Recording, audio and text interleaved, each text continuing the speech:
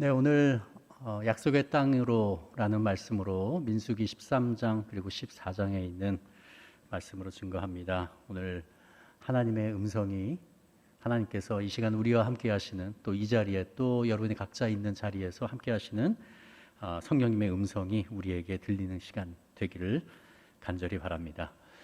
우리가 성경에서 상식적으로 알고 있는 그러한 것들이 있죠. 그 중에 하나가 출애굽을 한 이스라엘 백성들이 마스크를 안 벗었군요. 벗겠습니다.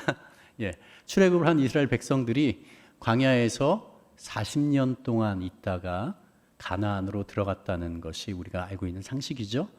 그 이유에 대해서 알고 있는 사람도 있고요, 명확하게. 그리고 또 잘 모르고 있는 사람들도 있을 겁니다. 아마 잘 모르는 사람들은 이렇게 생각할 수 있겠죠. 거기가 굉장히 먼 곳인가? 어떻게 40년이나 걸리지? 이렇게 생각할 수도 있는데요. 이스라엘 백성이 이집트에서 출발해서 가나안까지 가는 그 직선거리는요, 직선으로 따지면 한 210km 정도입니다. 여기 경기도 광주에서 군산 정도의 거리입니다. 그 당시에는 뭐 차나 이런 것들이 없었기 때문에, 그리고 또 이스라엘 백성들은 200만 정도 넘는 그러한 대민족이었죠. 그렇기 때문에 아이들도 있고 노인들도 있고 하기 때문에 이렇게 빨리 갈 수는 없었을 겁니다. 그러나 대민족이 집단으로 이동했다고 하더라도 하루에 10km씩만 이동을 했더라도 3개월이면 도착할 수 있는 곳이 바로 가나안이었습니다. 또 하나님도 곧바로 그 가나안으로 들어가서 그 땅을 차지하라고 하나님께서도 그렇게 계획을 하셨고요. 그러나 이스라엘 백성들의 잘못으로 인해서 40년 동안의 광야를 배회하게 되는 징계를 받게 됩니다. 오늘 일부 읽은 민수기 13장 14장에 그 이유가 명확하게 나옵니다. 왜 이스라엘 백성들은 하나님께서 약속하시고 계획하신 축복의 땅 가나안으로 곧바로 들어갈 수 없었는지, 그렇게 하지 못하고 결국 40년이나 늦게 들어가게 됐는지, 그 이유가 담긴 사건이 펼쳐집니다. 이 사건을 돌아보면서 3,500년 전에 이스라엘 백성들의 잘못과 죄가 무엇이었는지, 그리고 또 현재를 살아가는 우리에게 이 이스라엘 백성들이 했던 잘못과 불신앙을 우리 삶 가운데서 반복하지는 않는지 한번 돌아보는 시간이 되었으면 합니다. 이스라엘 백성은 하루에 10km씩 걸었어도 3달이면 도착하는 거리였지만은요, 실제로는 그 출애굽을 하고 한번 우리 사진 좀 띄워주시겠습니까? 제가 여러분을 위해서 그 사진을 좀 준비를 했습니다. 사진 준비됐나요? 예, 준비가 안 됐나요? 예, 준비되는 대로 좀 띄워주시기 바랍니다. 예, 애굽, 그러니까 이집트, 예, 저기죠. A 지점이 바로 이집트입니다. A 지점, 이집트에서 출발해가지고 곧바로 저기 C 지점으로 가데스 바네아 거기까지 갔으면 210km 정도인데요. 하나님께서는 이걸 돌아가게 하십니다. 왜냐하면 그 직선으로 가게 되면은 그 당시에 다른 이방 민족들이 거기서 살고 있었거든요. 그래서 전쟁을 피할 수가 없었습니다. 그래서 하나님께서는 돌아가게 하셨는데 저 시나이 반도죠. 사우디아라비아와 이집트 사이에 있는 반도, 이집트 땅이고요. 지금도 저 밑으로 이렇게 돌아가게 하십니다. 맨 끝에 있는 곳이 바로 시내산, 호렙산이라고 불리죠. 그래서 비지점까지 가는데 3개월이 걸렸고요. 그 시내산에서 모세가 하나님을 만나서 십계명 돌판을 받고 또 성막을 건축하고 하나님의 백성으로 학습받기 위해서 그곳에서 진을 치고 있었던 것이 바로 1년이 걸렸습니다. 그리고 1년 후에 하나님께서는 이 비지점인 시내산에서 가데스 바네아까지 한 10개월에 걸쳐서 조금씩 전진해서 가도록 하나님께서 하셨습니다. 그리고 나서 오늘 본문의 이야기가 나옵니다. 하나님이 원래는요, 가나안 땅으로 곧바로 들어가기를 원하셨습니다. 그러나 난생 처음으로 자유라는 걸 맛보고, 그리고 또 광야 땅에 있던 이 이스라엘 백성들은 두려웠습니다. 그래서 모세에게 요청하죠. 그 땅을 탐지하는 게 어떻겠습니까? 그 땅을 먼저 가서 어떤 땅인지를 보고 왔으면 좋겠습니다 라고 해서 모세가 그것을 받아들이죠. 그래서 각 12지파죠. 12지파 중에 한 명씩 그 족장들을 대표로 뽑습니다. 그 중에 대표적인 사람이 유다 지파에서는 여분네 아들 갈렙이 있었고요. 그리고 또 에브라임 지파였던 눈의 아들 호세아가 있었습니다. 이 호세아는 여호수아입니다. 여호수아로 모세가 이름을 바꿔서 부르죠. 갈렙과 여호수아죠. 그리고 이 12명의 정탐꾼들은 그 가나안 땅에 들어가서 40일 동안 샅샅이 탐지합니다. 모든 땅을 다 둘러보고 그리고 40일 만에 돌아왔습니다. 그리고 보고하기를 이렇게 보고했습니다. 그것은 정말 비옥한 땅입니다. 그러면서 포도를 가져왔거든요. 포도가 어떻게 해요? 두 사람이 어깨에 매야 될 정도로 엄청나게 큰 포도였습니다. 이제 그림 내려주셔도 괜찮습니다. 그렇게 보고했고 사람들에게 그 땅은 정말 좋은 땅입니다. 그 땅이 지금은 굉장히 좀 드라이하고 좀 비가 많이 안 오는 곳이고 또 농작물이 잘 안 열리는 곳이었지만은 옛날에는 그곳의 전부는 아니었지만 그래도 비가 오고 비옥한 땅이었다고 알려져 있었습니다. 자, 그러나 이 좋은 땅이라는 그 이야기를 마치자마자 그 12정탐꾼 중에서 10명은 이렇게 절망적인 보고를 합니다. 이 보고를 하면서 그 땅을 우리는 차지할 수 없다고 얘기합니다. 그 이유는 그 가나안의 거주민들이 자신들보다 훨씬 강하기 때문이라고 합니다. 그곳에 사는 백성들은요, 우리보다 힘도 훨씬 세고요, 키가 엄청나게 큽니다. 그리고 그들이 살고 있는 성읍은요, 하늘을 닿는 듯 높은 성벽으로 둘러싸여 있고요, 견고한 요새 같습니다. 그리고 거기에 거인들이 살고 있습니다. 안악자손들이 살고 있습니다. 해가지고 안악자손이라는 것은 굉장히 큰, 그러니까 골리앗을 생각하면 되겠죠. 그 당시에 굉장히 큰 거인들이 우리 안악자손이라고 불렸습니다. 자, 그 말을 듣자마자 그 10명이 부정적으로 보고하는 걸 듣자마자 갈렙은, 그 정탐을 다녀왔던 갈렙은 앞에 보고한 게 사실이지만 그러나 상대가 어떻게 얼마든 강하든 무기가 어떻든 그들이 덩치가 어떻든 우리는 반드시 승리할 것입니다. 그 땅을 점령할 수 있습니다 라고 보고를 합니다. 왜냐하면 우리에게는 하나님이 계시기 때문입니다 라고 말이죠. 하나님이 우리와 함께 하시기 때문에 우리는 승리할 수 있습니다 라고 말합니다. 그러나 갈렙의 말을 무시하고 그 땅에 대한 나쁜 소문을 그 10정탐꾼들은 퍼뜨리기 시작합니다. 그 이야기를 듣고 맨 마지막에, 오늘 읽은 본문의 맨 마지막에 있었죠. 우리 스스로 보기에도 그들 앞에 메뚜기 같았다. 이게 메뚜기 신앙입니다. 스스로를 엄청나게, 상대방을 엄청나게 크게 보고 나 자신을 굉장히, 물론 자기 자신을 믿는 것들이 안 좋긴 하지만은, 자기 스스로를 너무 믿는 것들은 안 좋지만은 이거는 너무 했죠. 이들은 크고 강하신 하나님을 전혀 신뢰하지 않았습니다. 그들의 삶에서 의지하지도 않았습니다. 이게 바로 불신앙입니다. 이뿐만 아니라 하나님의 계획과 뜻, 그 하나님의 계획과 뜻은 아브라함부터 시작됐거든요. 정말 수백 년 전부터 하나님께서 이 큰 민족을 이루고 그들로부터 하나님의 약속한 땅 가나안으로 들어가서 민족을 이루기라고 한 하나님의 그 원대한 계획을 이루게 하는 것들에 대해서 반발을 한 거죠. 하나님의 계획과 뜻을 무너뜨리려 백성들에게 부정적인 이야기를 퍼뜨리는 악독함을 나타냈습니다. 오늘 읽은 13장 그리고 14장에까지 그 이야기가 계속 연결되거든요. 이 동일한 내용이 성경에 다시 나옵니다. 그 부분이 어디냐면은 이 사건이 있은 지 38년 후의 이야기입니다. 그리고 가나안으로 들어가기 바로 직전에 이스라엘 백성들에게 모세가 긴 설교를 하게 됩니다. 그 긴 설교한 것이 담겨 있는 것이 바로 신명기입니다. 그 신명기 1장에 모세가 이스라엘 백성들, 그러니까 새로운 제너레이션이죠. 새로운 제너레이션이 이제 가나안으로 들어가기는 38년 동안, 그 40년 동안 이 2년이 걸렸으니까 이 이후로 38년 동안 광야에서 배회하면서 유리하면 하다가 결국은 이제 그 시간이 지난 다음에 다음 세대들이 가나안으로 들어가기 바로 전에, 바로 한 달이나 두 달 전에 모세가 모든 민족을 모아놓고 거기서 설교를 하는 것, 그것이 바로 기록된 것이 바로 신명기입니다. 1장부터 모세는 어떤 이야기를 하냐면요, 하나님께서 어떤 일을 우리 민족 가운데 행하셨는지를 쭉 가르쳐주고 그 안에서 우리가 어떻게 해야 되는지를 알려줍니다. 1장에 나온 것이 바로 이 사건입니다. 민수기 13장 14장에 있던 사건입니다. 이 사건은요, 이스라엘 백성으로서는 굉장히 생각하기도 싫은 사건입니다. 왜냐하면 이 사건으로 인해서 곧바로 들어갈 수 있는 것이 38년이 딜레이가 됐거든요.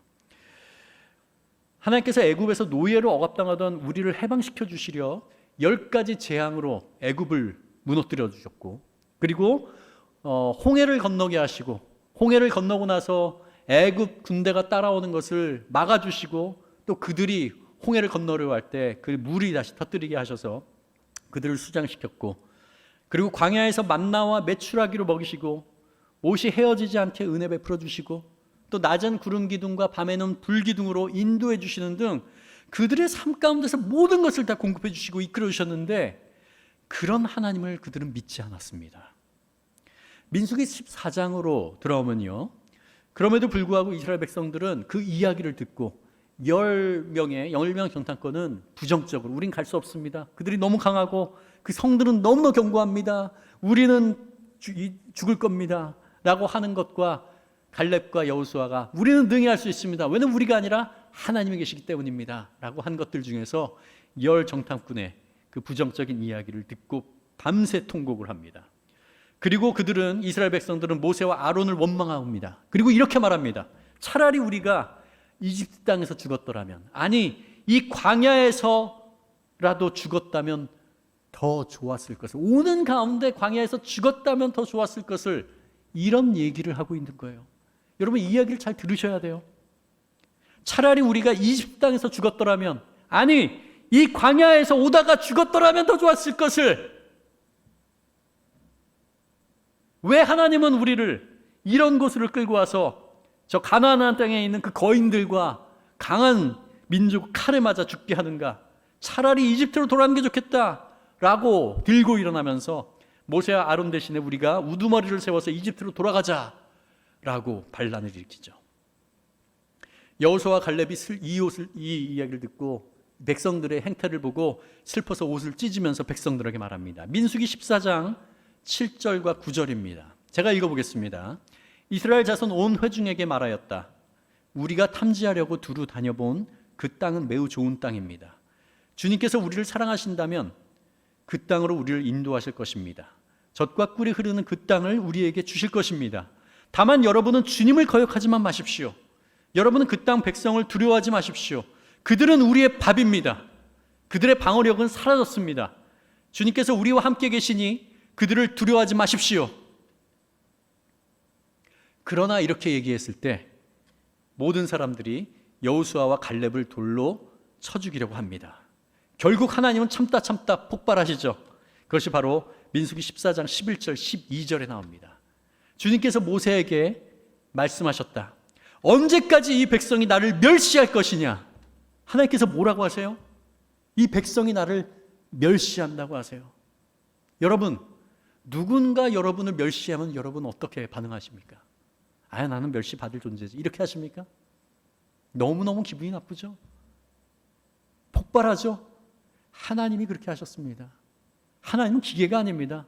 우리와 같이 감정을 갖고 계신 분이고요, 우리와 같이 슬퍼하시고 우리와 같이 기뻐하시고 우리와 같이 모든 것을 누리고 하나님의 이미지로 우리가 창조하는 받았기 때문에 우리가 이 감정을 갖고 있는 거죠. 하나님은 우리보다 더 센서티브하신 분입니다. 나를 멸시할 것이더냐? 내가 이 백성 가운데서 보인 온갖 표적들이 있는데 언제까지 나를 믿지 아니하겠다더냐? 내가 전염병으로 이들을 쳐서 없애고 너들 이보다도 더 크고 힘센 나라가 되게 하리라. 결국 모세가 하나님을 진정시킵니다.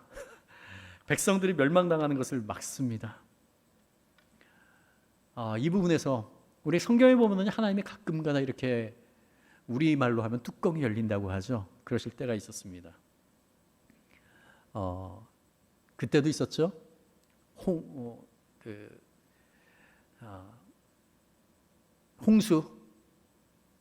홍수를 통해서 이 땅을 심판하실 때, 그때도 땅에 악이 가득한 걸 보시고 하나님께서 이 인간을 잘못 창조했다라고 한탄하셨죠. 바로 이 부분이 많지는 않지만 하나님께서 정말 폭발하는 그 장면 중에 하나입니다. 그리고 민수기 14장 27절에서 28절 이렇게 이어집니다. 나를 원망하는 이 악한 회중이 언제까지 그럴 것이냐? 나를 원망하는 이스라엘 자손의 원망을 내가 들었다.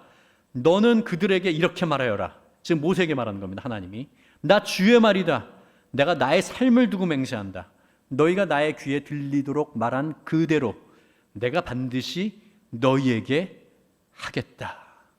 내 귀에 들린 대로 말한 그대로 너희에게 하겠다라고 하나님께서 말씀하십니다. 정말 무서운 얘기입니다. 그들이 얘기한 게 뭐였어요? 아까 제가 잘 들어보라고 그랬죠? 애굽에서 우리가 죽었더라면, 오는 가운데 우리가 죽었더라면 더 좋았을 것이다, 이렇게 말했죠. 하나님이 그 들은 그대로 이스라엘 백성들에게 해주겠다고 말씀하시는 겁니다. 여러분, 이것을 보시면서요, 하나님이 순간적으로 화가 나셔서 이렇게 말씀하신 것이 아니라는 것을 여러분이 기억해야 됩니다. 제가 한번 이 이스라엘 백성들의 행태를 지금 읊어보겠습니다. 여기까지 오면서 4번의 큰 사건이 있었습니다. 애굽에서 430년 노예 생활을 했던 이스라엘 백성들의 삶의 태도가 바로 그 내용에 담겨져 있었습니다. 노예로 살아왔잖아요. 주인의식은 없고 그냥 시키는 대로 그냥 불평불만하면서 살아오던 그들의 삶의 태도가 여기 그대로 나타나는 겁니다. 첫 번째는요, 이스라엘 백성들이 홍해를 건넜습니다. 엄청난 일이 벌어졌죠. 하나님께서 애국 군대를 수장시켰습니다. 죽음의 위기에서 건져졌죠. 거기에서 하나님을 찬양하고 미리암과 여성들이 소고를 치면서 하나님을 찬양하고 그 축제가 벌어졌습니다. 그리고 나서 3일 동안 걸어갔거든요. 딱 3일 걸렸습니다. 그리고 마라라는 곳에 도착했는데요, 거기에 물이 있었는데 물이 써서 못 마실 수 없는 물이었습니다. 그러자 이 백성들이 불평과 원망을 하기 시작합니다. 우리가 써서 물을 못 먹겠다, 목말라 죽겠다. 그때 하나님께서 모세를 시켜서 한 나무를 그 물에 던져서 물이 달게 하나님께서 바꾸십니다. 그래서 백성들이 먹게 되죠. 이게 첫 번째 사건이었고요. 그 두 번째 사건은 그 후에 신광야에 이르러서 백성들이 애굽에서는 고기와 떡을 배불리 먹었는데 다 거짓말이에요. 노예들이 고기와 떡을 배불리 먹었어요? 착취당했는데, 그렇죠? 예, 기억이 조작되고 있습니다. 고기와 떡을 배불리 먹었는데 이곳에서는 굶주려 죽게 되었다고 원망합니다. 그래서 하나님께서는 저녁에는 메추라기를 주시고 새벽에는 만나를 주시고 가나안에 들어갈 때까지 언제? 40년 동안 이들을 신실하게 매일매일 하나님께서 먹이십니다. 이게 두 번째 사건이고요. 세 번째 사건은 그 신광야를 떠나서 르비딤이라는 곳을 도착했습니다. 그때 물이 또 없어서요, 그래서 목말라 죽겠다고 엄청 원망과 불평을 하게 됩니다. 그때 하나님께서 모세를 통해서 반석을 쳐서 물이 나오라고 하라고 명하십니다. 그리고 나서 드디어 2년 만에 가나안 남부 경계선인 가데스 바네아에 도착하게 되죠. 오늘 읽은 사건입니다.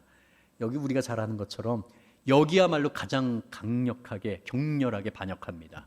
그리고 모세와 아론을 버리고, 그리고 우리가 대표를 뽑아서 애굽으로 돌아가자, 이렇게까지 합니다.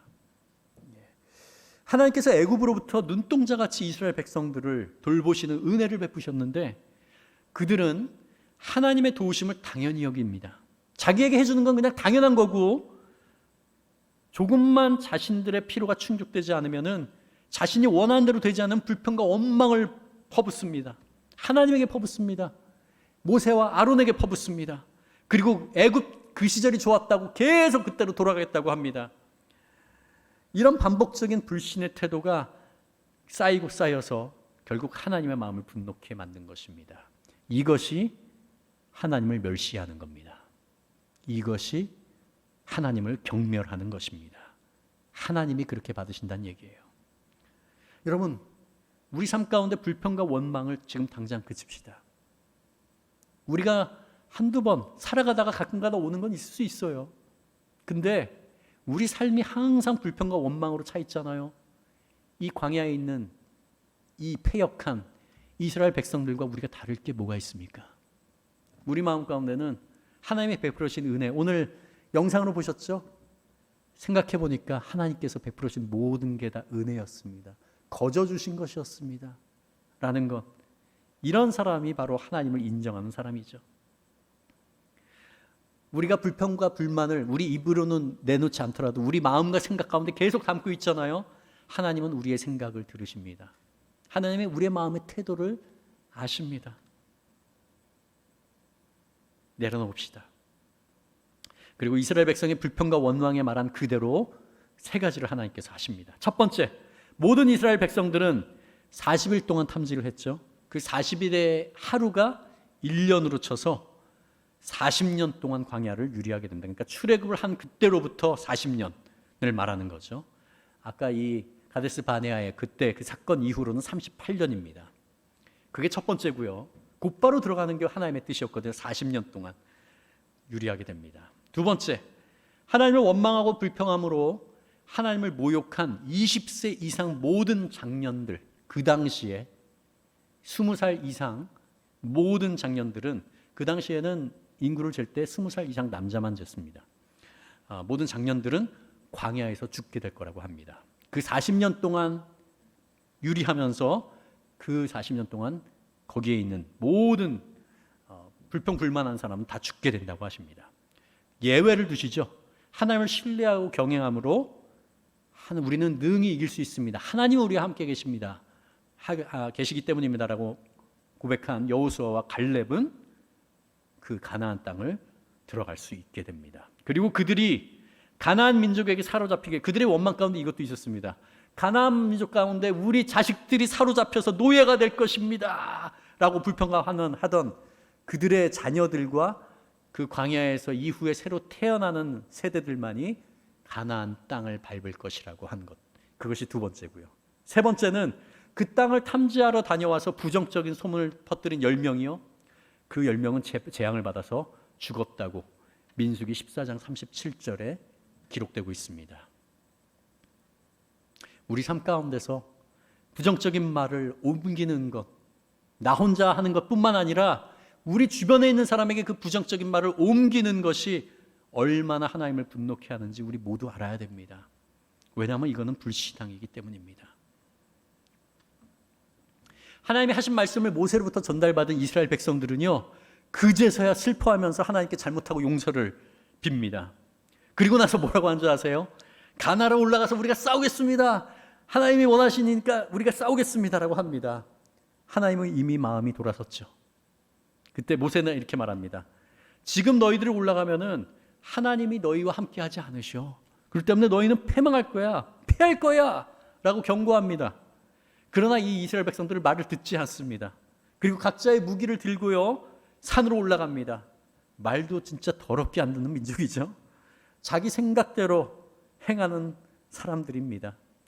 결국 산간지방에 살던 아말렉 족속과 가나안 사람들이 내려와서 이스라엘 백성들을 무찌르고 호르마라는 곳까지 이스라엘 백성들을 내쫓습니다. 그리고 민수기 14장이 끝나게 됩니다. 이 패배한 이스라엘 백성이 주님 앞에서 통곡을 했지만 마음이 엄청나게 상하신 하나님께서는 그들의 소리를 듣지 않으시고 귀도 기울이지 아니하십니다.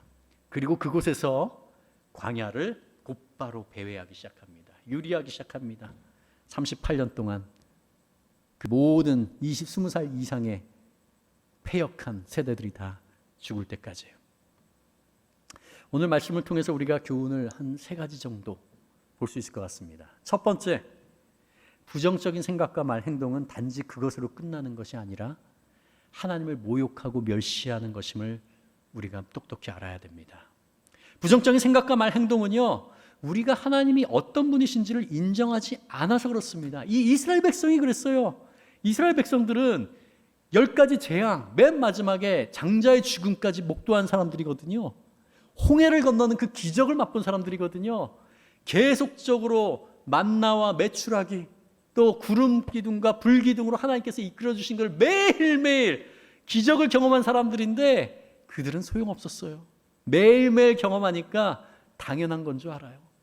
당연한 건 줄 알고 그냥 자기들에게 생각할 때 자기에게 불편하고 배고프고 졸립고 그리고 또 목마르고 하면은 그냥 불평불만을 쏟아냅니다.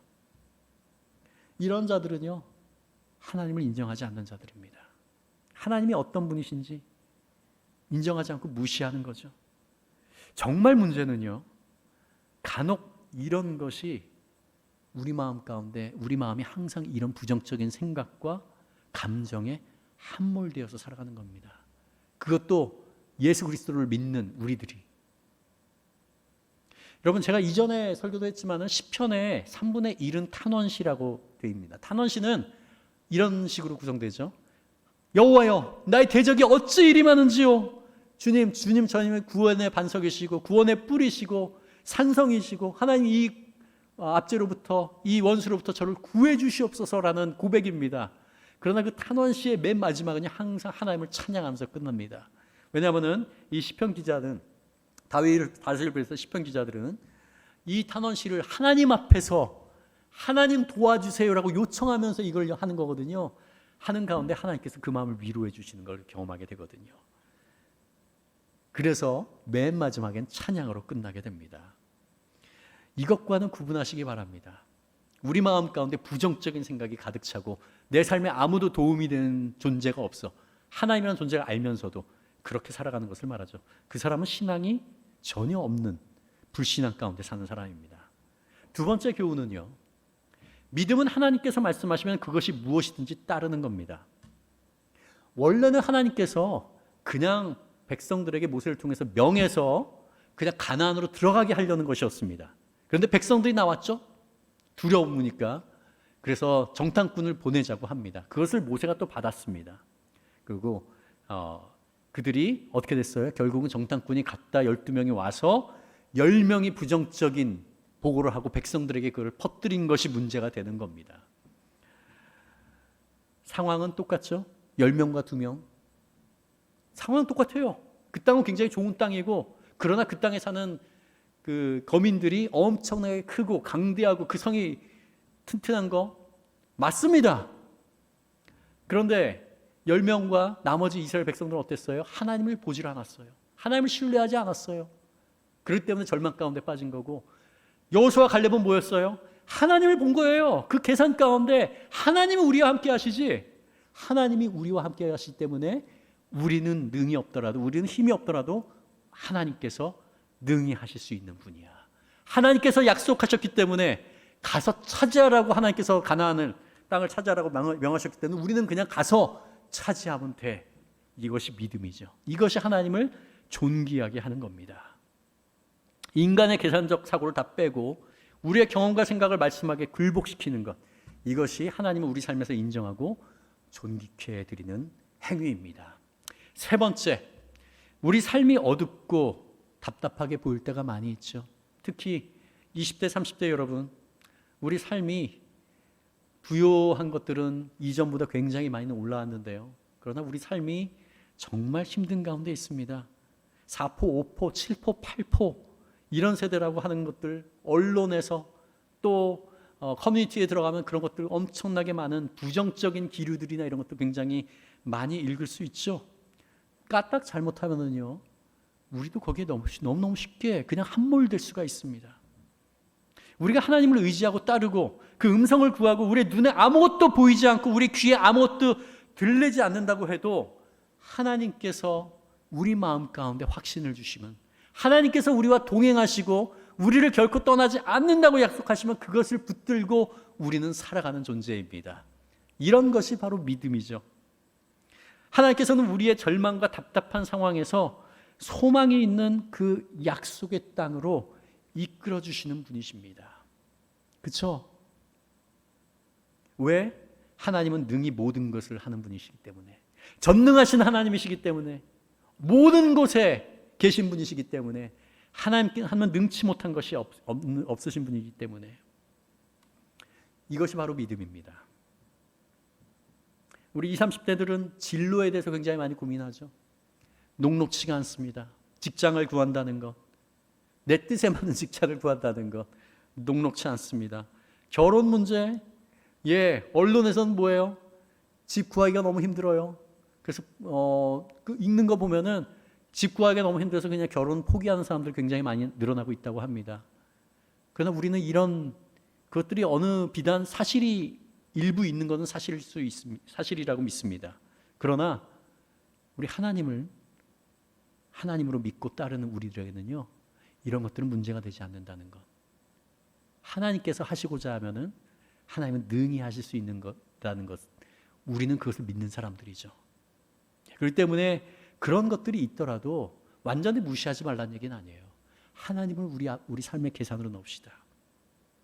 그래서 하나님의 음성을 듣고 하나님과 동행하면서 하나님께서 이 부정적으로 보이는 이 세상 가운데서 어떻게 우리 믿는 믿음으로 한 발 한 발 나아가는 우리들을 어떻게 인도해 나가시는지, 이끌어 나가시는지, 그리고 우리 입술을 통해서 하나님을 바라보고 신뢰하고 또 때때로 넘어지기도 하지만 다시 일어나서 하나님께 우리의 부족함을 아뢰고 이렇게 간신히 붙어가지만 그러나 하나님 앞에 살아가려고 노력하는 우리들을 붙드시고 하나님께서 이끌어 주시면서 우리의 입술을 통해서 하나님이 이런 분입니다, 내 삶 가운데서 이런 놀라운 걸 행하셨습니다라는 그 간증을 세상 사람들에게, 믿는 사람이든 믿지 않는 사람이든 그 사람들에게 펼침으로 말미암아 하나님의 살아계심을, 하나님의 놀라운 분이심을 나타내는 것, 하나님이 능히 할 수 있는 분이십니다. 그것이 바로 주님을 크게 보는 믿음을 가지고 살아가는 거죠. 우리 맨 마지막에 찬양하는 거고요. 찬양하는 가사에 나오고요. 그리고 또 우리 오늘 불렀던 삶의 문제들이 우리를 힘겹게 해도 그러나 결코 우리는 포기하지 않을 것입니다. 우리는 하나님을 바라보겠습니다. 넘어지더라도 또 다시 일어나서 하나님을 붙들겠습니다. 제가 붙드는 건 결코 아닙니다. 제가 붙들 수 있는 것은 정말 작은 거고요. 제가 이렇게 요청할 때 전능하신 하나님은 항상 오셔서 저를 꽉 붙들어 주시죠. 제가 그것을 믿습니다. 이것이 바로 믿음으로 살아내는 것입니다. 하나님은 이런 자를 존귀히 여기십니다. 말씀 마무리하겠습니다. 여러분이 어떤 상황에 있든지 어떤 고통과 눈물의 시간을 지금 보내고 있는지 그것이 하나님에게는 결코 문제가 되지 않습니다. 우리 하나님은요, 우리의 작은 마음을 하나님께로 향하고 의지하고 도움을 요청하는 자를 결코 외면하지 않는 분임을 항상 기억하면서 우리 나아갑시다. 그런 연약하지만 하나님께 향하는 작은 우리를 통해 하나님의 말씀과 역사를 이 땅 가운데 이루어 가실 줄 믿음으로 고백합니다. 아멘.